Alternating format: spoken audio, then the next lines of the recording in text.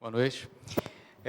Bom, meu nome é Marcos de Souza, eu sou jornalista, eu tenho 60 anos, nasci em São Paulo, nasci na região da Consolação com a Paulista, depois fui morar na Zona Norte, fiz escola pública do primário até a universidade, trabalhei em uma opção de jornais, viajei, fiz uma opção de coisas, e há 5 anos, há 4 anos, quase 5 anos, eu tive o prazer de conhecer o Rick Ribeiro, que luta ainda contra uma doença degenerativa e que me convidou a trabalhar num portal sobre mobilidade urbana sustentável, que é um tema que eu já acompanhava desde os tempos de Folha de São Paulo e que, enfim, continua sendo um tema, uma questão delicada para toda a região metropolitana, não só de São Paulo, mas de todo o país.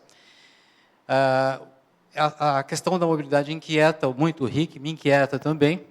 E, na primeira reunião que eu tive, eu fiquei muito preocupado de como trabalhar com uma pessoa que estava perdendo a voz, que não conseguia se locomover. E nós começamos a trabalhar, e ele se virou, ele foi buscar recursos de tecnologia para acionar o computador com os olhos, e ele segue dirigindo o portal, e nós seguimos trabalhando em equipe com ele. Ele produziu um pequeno vídeo, editou um pequeno vídeo que explica um pouquinho a história dele. Acho que é legal passar o vídeo, depois a gente fala um pouquinho, vamos conversar sobre mobilidade. Vamos lá?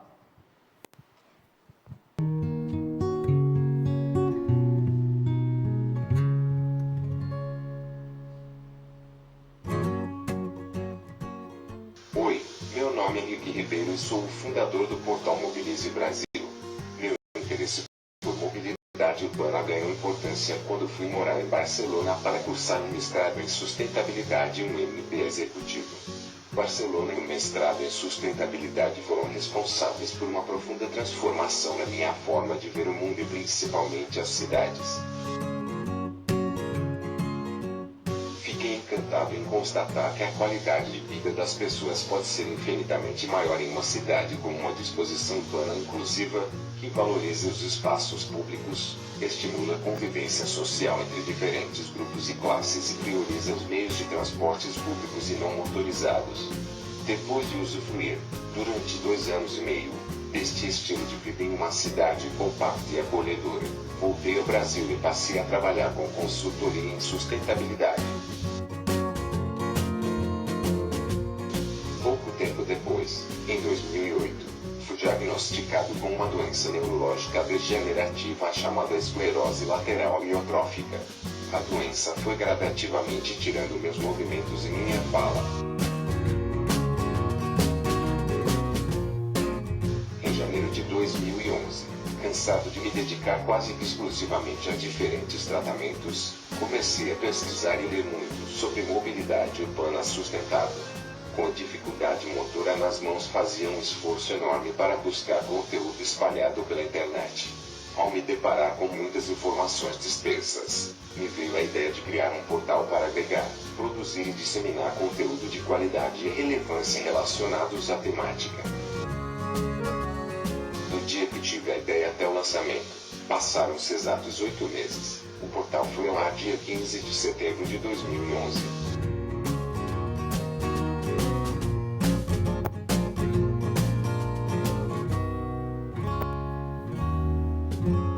O Mobilize é o primeiro e maior portal brasileiro de conteúdo exclusivo sobre mobilidade urbana sustentável. O portal contém notícias, estudos, estatísticas, galerias de fotos, vídeos, mapas, eventos, 7 blogs próprios e páginas especiais para campanhas e projetos. A atualização é diária.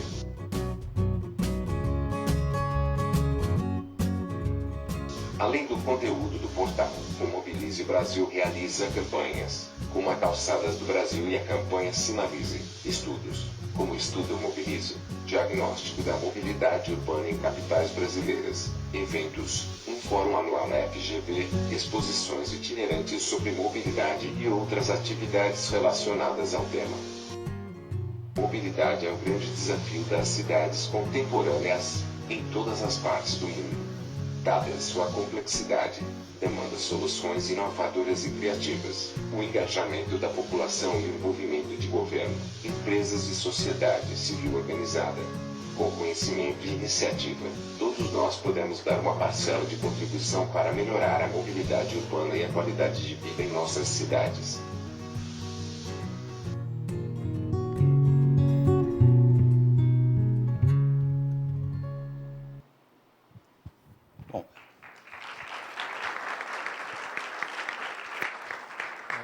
Bom, o Rick está nos vendo lá, ele deve ter ficado muito contente da nossa participação. Eu queria pedir, se fosse possível, mostrar umas imagenzinhas que eu trouxe, para a gente mostrar o que é que nos inquieta nas cidades brasileiras, além daquilo tudo que já foi falado aqui, as questões dos rios, as questões de educação, de cultura. Vamos adiante. O que nos inquieta, principalmente, a próxima imagem, por favor, é esse cenário que a gente convive cotidianamente no nosso território urbano. As cidades não foram feitas para isso, elas foram feitas para a gente viver tudo que a gente fez na vida, tudo que a gente constrói, tudo isso, pontes, viadutos, túneis, isso é feito para dar qualidade de vida às pessoas e não para que as pessoas sofram num cenário como esse. Adiante. Carro, adiante. Isso aqui é uma fotografia de um lugar aqui próximo da gente, a Avenida Tiradentes, aqui perto da Estação da Luz. Era uma avenida aprazível, larga, com arborização, calçadas largas, por volta de 1917, tempo que havia greves de operários.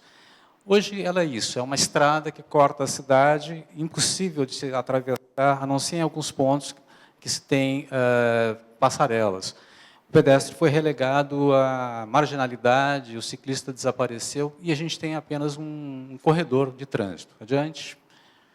Eu não vou gastar muito tempo nisso, mas o carro gasta muito tempo, muito espaço da cidade, faz muito barulho e no transporte, enquanto o pedestre a pé, ou de bicicleta, ou de ônibus, ocupa muito pouco espaço. Adiante. Poluição, alguém já falou agora de poluição, que afeta não apenas o ar, mas afeta também a água. A poluição dos automóveis, ela desce, quando chove, vai parar nos nossos mananciais. Adiante.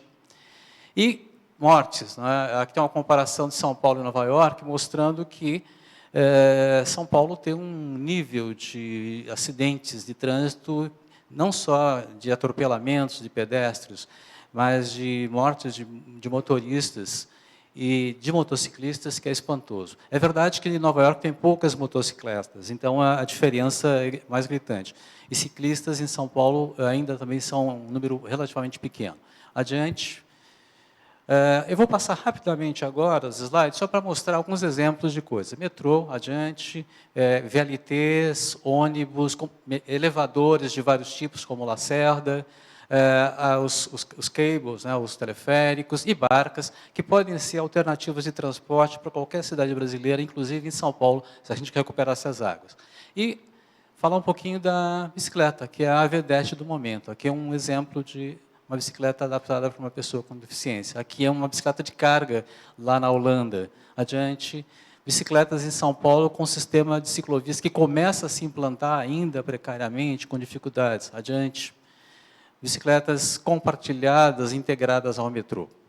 Adiante. Uma coisa importante, quando a gente vai para qualquer lugar, quando eu vim para cá, assim como eu pensei que roupa eu vou colocar por causa do tempo, e o tempo mudou e me deixou passando frio, a gente tem que pensar também que tipo de transporte a gente vai utilizar para ir ao local. Eu vou precisar do carro, eu vou precisar mesmo sair com aquela geringonça que pesa 1 tonelada, será que eu não posso pegar um transporte público, uma bicicleta compartilhada e fazer essas trocas.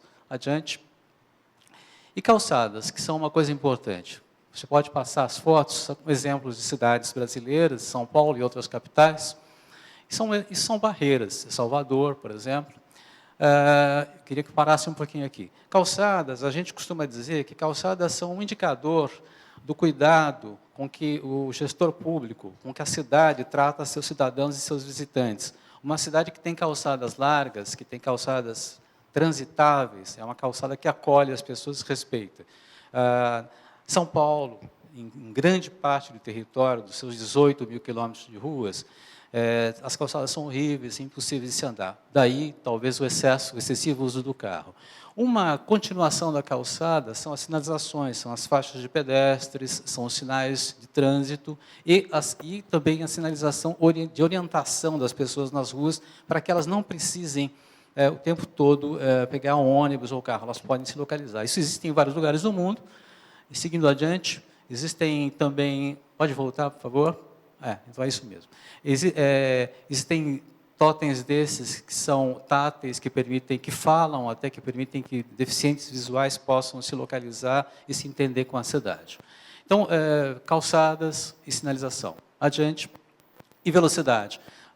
Isso aqui é uma campanha europeia, tem a ver um pouco com o que está acontecendo em São Paulo, e tem uma explicação para isso. Adiante.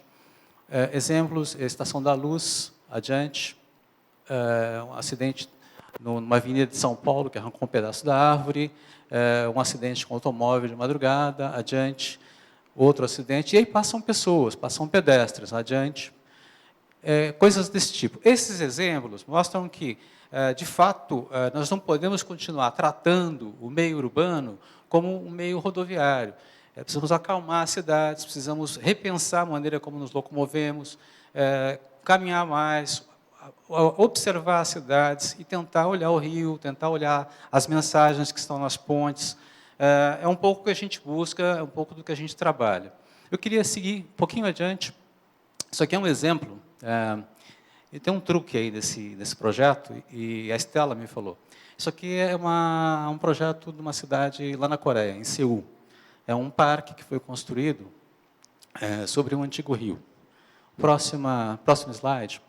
Esse lugar era assim, era uma favela, isso aí logo depois do final da Guerra da Coreia, era um lugar desse tipo, muito parecido com o que a gente encontra aqui em cidades aqui do país. Passaram-se alguns anos, o país se desenvolveu, pode passar. Esse rio se transformou nisso, num grande corredor de tráfego com um elevado sobre ele. Pode passar mais um? Ali o córrego está ali embaixo, escondido e tal. Aí um governante, um prefeito, que tinha uma grande liderança, a Estela me explicou isso, topou com a população, e olha, vamos mudar esse cenário, vamos acabar com esse rio da vergonha, e fizeram aquela transformação, demolindo isso, recuperando essa parte e transformando isso num parque que tem transporte público do lado e tal. O truque, pode voltar, por favor? Volta de novo lá no comecinho, mais um, aí. O truque é que essa água aí não é a água do córrego, a Estela me contou isso hoje. O córrego poluído continua passando por baixo, e o que foi feito aí é a colocação de uma água tirada de um manancial potável. Então é um truque, mas há um trabalho que está sendo feito, segundo a Estela me contou, para a recuperação do rio lá embaixo, de forma que um dia as pessoas vão poder usar a água do próprio rio. Mas isso é um exemplo de que é possível transformar cidades. Mais para frente, por favor, vamos lá. Aí. Isso aí é um projeto que rola lá em Recife agora, que é o Parque Capibaribe, que a ideia é justamente uma cidade que ainda tem um rio praticável, né, que acordou a tempo e está tentando requalificar esse rio e construir uma série de equipamentos aí em volta, de ciclovias, de corredores de ônibus, de pontes para pedestres e ciclistas, transformando a região metropolitana do Recife num grande parque. É um exemplo para a gente, eu acho que a gente já tem alguns projetos desse tipo que a Estela acabou de mostrar, e eu acho que é um exemplo de que é possível mudar se a gente quiser mudar e se a gente pressionar as autoridades para essas mudanças. É isso só. Obrigada, Marcos. Agora a gente vai para as perguntas.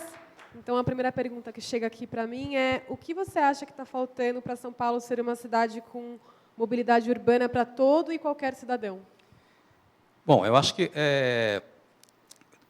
o cenário que está aí não é um cenário que foi, digamos, que é um acidente. Isso foi planejado. Quando eu era garoto, 20 anos, todo mundo queria usar um carro, todo mundo as músicas da Jovem Guarda, o rock and roll fazia apologia do uso do automóvel. O pessoal mais velho que está por aí sabe disso, quer dizer, todos nós fomos convencidos a usar o automóvel. Então, não foi por acaso, aconteceu, então nós temos que rever isso tudo. Na verdade, a nossa economia está voltada para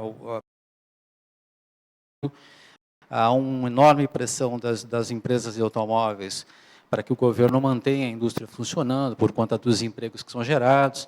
Você tem uma cadeia enorme de empregos, de milhares, milhões de empregos que dependem da indústria do automóvel. Então, é preciso rever isso, né? E é uma tarefa que cabe um pouco a gente, mas cabe também a governos, primeiro, de investir mais em transporte público, em metrôs, e menos em rodoanéis, em grandes vias de tráfego, que, inevitavelmente, vão ficar congestionadas. Qualquer que seja a largura dessas vias, qualquer que seja a capacidade que elas tenham de transporte, daqui a alguns anos elas estarão congestionadas. A única maneira é recuperar, é investir em transporte, pegar esse dinheiro que hoje vai para asfalto e pontes de grandes corredores viários e jogar isso tudo em sistemas de transporte coletivo e assim, numa escala menor, calçadas e ciclovias.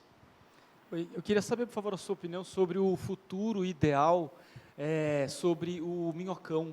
Se você é a favor da demolição, ou da manutenção, ou alguma outra sugestão, como você vê a questão do Minhocão.